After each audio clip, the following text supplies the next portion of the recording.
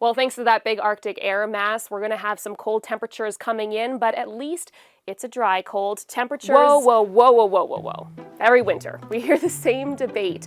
Wet cold, dry cold. Which is worse? Which makes you a tougher Canadian? We all make the same comparison, but does it actually hold up? The science says no. The moisture actually doesn't make a noticeable difference. And here's why.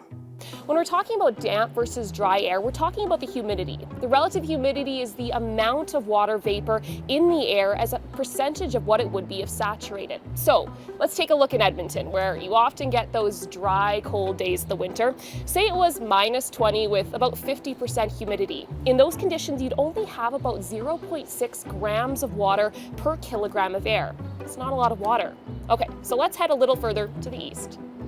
Well, here on P.E.I, we do have that damp or wet cold weather, and the reason is we're plunked in the middle of that giant bathtub of relatively warm water known as the ocean. So let's just say that it's -20, which doesn't happen all that often here on Prince Edward Island. -20 with very high humidity. No rain, no fog, just a very humid winter day. Nearly 100% relative humidity. If I were to take that air and wring it out like a giant washcloth, I would only end up with about 1.2 grams of water for every kilogram of air. So as you can see, that damp cold really isn't as damp as it might seem. So what is making that difference? Well, you have to look at a bunch of factors.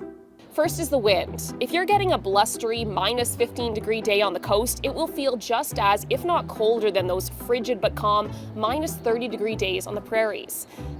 Another is the sun. Often when it's really cold in the winter on the prairies, we're under a cold, calm, and clear air mass. That little bump of solar radiation may make a bit of a difference than if it's cloudy and damp. It's also what you're used to and how you dress for it.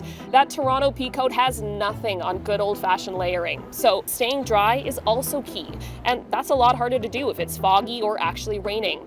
When your clothes get wet, then yes, of course, you'll get that chill to the bone sensation.